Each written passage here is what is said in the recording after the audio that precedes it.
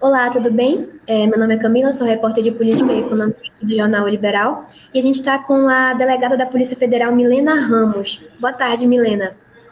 Boa tarde, boa Primeiro, eu queria tarde. te agradecer por a tua disponibilidade de estar aqui com a gente, né, nessa conversa. A gente vai falar um pouquinho sobre fraudes no seguro-defeso, tá bom? Tudo bem. Eu queria começar te perguntando quais são os tipos de fraudes mais comuns e como que a Polícia Federal ela tem atuado para combater essas ilegalidades. Hoje em dia, no benefício de seguro-defeso, a gente tem fraudes praticamente em toda a fase de processamento desse benefício. Então, para que uma pessoa tenha direito a receber esse benefício, primeiramente ela tem que se enquadrar na categoria de pescador, né? Então, ela precisa ter o reconhecimento dessa condição para ela poder receber posteriormente o benefício.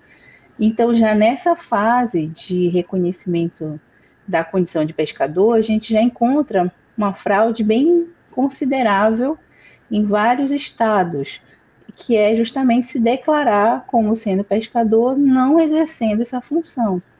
E aí a gente já tem envolvidos nessa fraude não só o próprio pescador interessado em obter o benefício, aquele suposto pescador que não é, mas também a gente vai encontrar aí várias entidades representativas fornecendo indevidamente esse serviço para aqueles que não são pescadores, né? E se utilizando da estrutura de uma colônia, de uma associação de pescador ou um sindicato, e com isso validando a condição de pescador para alguém que não teria direito. Então a gente já tem desde o início da fase do benefício, a gente já tem essa fraude e vai seguindo a sequência, né? Posteriormente, com essa declaração de pescador, que hoje em dia tanto o próprio interessado pode se dirigir aos órgãos e reconhecer a condição de pescador, ou às vezes ele é representado por uma dessas entidades, e quando ele não é pescador e essa entidade o representa, ela também está envolvida no ilícito, né, no crime, mas depois que ele consegue essa declaração pelo órgão competente, que é a Secretaria da Pesca, de que ele é pescador, aí ele dá sequência no pedido e ele dá entrada no INSS no requerimento do seguro-defeso. E esse requerimento ele pode tanto dar entrada pessoalmente ou também representado por uma dessas entidades que tenham um acordo de cooperação com o INSS. E esses requerimentos são dando entrada pela internet atualmente. E então eles passam por um processamento de avaliação pelo INSS, né, para verificar se aquela pessoa ela não possui um outro vínculo empregatício, então é feito um cruzamento do sistema. E aí a gente já tem nessa etapa também outras fraudes, que são criminosos tendo acesso a senhas de servidores do INSS para gerar requerimentos indevidamente, gerar requerimentos em duplicidade. E às vezes também, quando é dada entrada no requerimento, e que o sistema faz o cruzamento das informações, se ele verificar que existe uma irregularidade, por exemplo, identificou que aquele pescador deu entrada no requerimento, mas na verdade ele possui um vínculo de emprego com uma empresa, né, que confirma que ele não é pescador, o próprio sistema emite uma notificação para que esse pescador compareça ao INSS e apresente, né, os documentos de comprovação. E aí a gente já tem outra fraude, que é justamente ou a gente vai ter, às vezes, a atuação de algum servidor que esteja atuando de forma maliciosa, libera essas notificações, ou o próprio criminoso com acesso à senha indevida do servidor, tira essas notificações de pendências, né, do sistema e permite que o benefício seja gerado.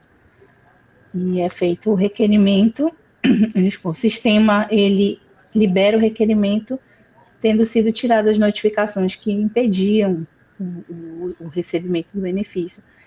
Então, a gente tem, durante todo o processo do benefício, até o início, desde declarar a condição de pescador, a gente tem muitas fraudes dentro desse procedimento. E o que se tem identificado é que o volume de fraudes é muito extenso, é bem considerável. Recentemente, a Polícia Federal fez uma operação em âmbito nacional, que foi chamada Operação Tarrafa, em que a gente identificou um uso maciço dessas senhas, das senhas de servidores do INSS, e que foram gerados milhares de requerimentos de seguro-defeso, o uso indevido de CPFs, em torno de mais de 300 CPFs usados, e o volume de benefícios que foi pago indevidamente é na casa de bilhões.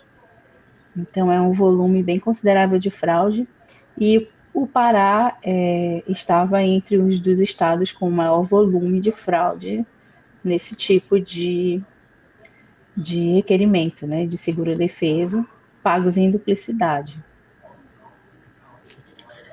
A senhora falou que uma das formas é eles terem acesso às senhas do INSS. Como é que se dá esse processo? Assim, algum vazamento de dados? No caso, são criminosos que têm amplo conhecimento, né, em hackear senhas, muitas vezes pelo sistema de phishing ou por enviar vírus em e-mail de computador, ou mesmo invadindo o sistema, né, do INSS. E com isso eles conseguem capturar as senhas de vários servidores, e principalmente senhas de servidores que são servidores que têm uma senha de acesso maior, que permite cadastrar outros servidores, e com isso eles vão conseguindo um número bem considerável de senhas, né? E permitindo a criação aí de vários requerimentos no sistema do INSS. Entendi. E dentro disso tudo, delegada, quais são assim, os maiores desafios que a Polícia Federal tem encontrado para conseguir combater esse crime, né? Sim, atualmente a gente já conta com um certo apoio também do INSS, que identificou fragilidades no sistema, né? E medidas de segurança estão sendo adotadas para que as brechas que possam existir no sistema elas sejam fechadas, ou pelo menos dificultar mais ainda o acesso a essas senhas.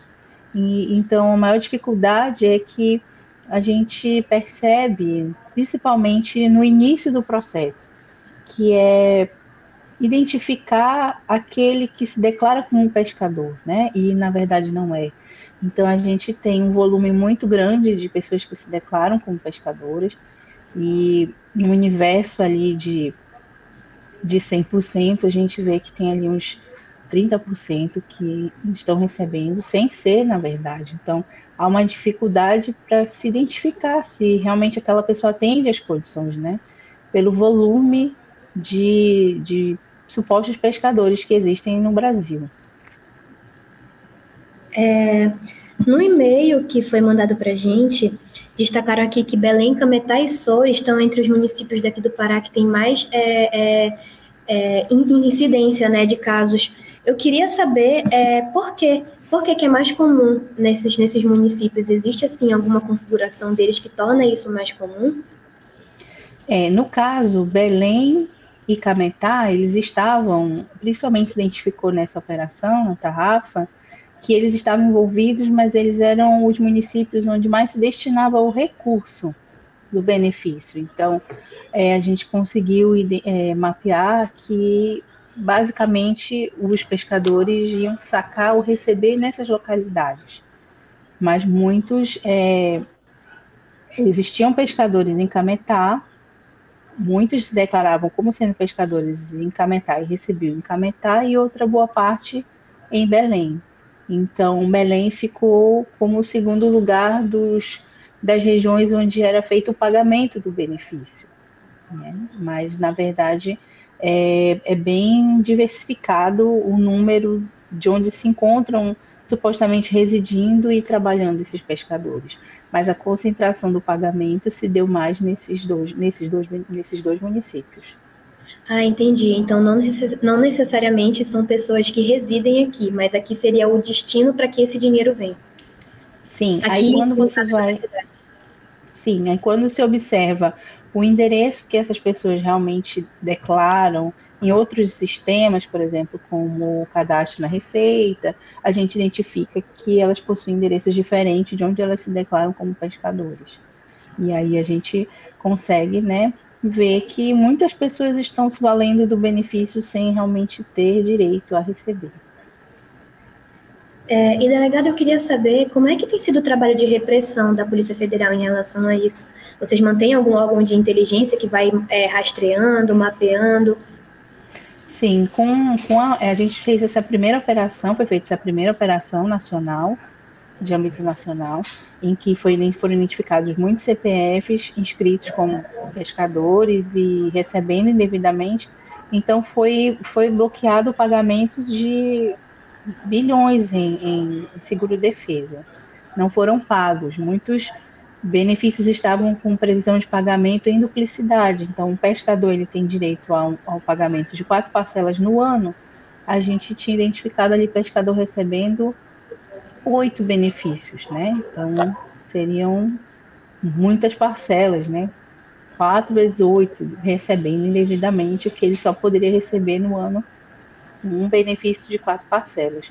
Então, todos esses benefícios em duplicidade, a Polícia Federal, junto com a Caixa Econômica, bloqueou o pagamento e foram considerados fraudulentos, e essas pessoas tiveram que comparecer posteriormente no INSS para regularizar essa situação e explicar o porquê do pagamento em duplicidade. Delegada, é isso. Quero te agradecer pela tua disponibilidade de estar aqui com a gente hoje. Foi muito esclarecedor tudo que tu falaste. E desejar sucesso, né? Que as próximas operações tenham bastante êxito por parte da Polícia Federal. Tá bom? Sim, obrigada. E a gente conta com a lembrança da conscientização da população de sempre comunicar, né, ao saber de alguém que esteja recebendo, sem ser, né, o pescador, para que a polícia tome as devidas medidas.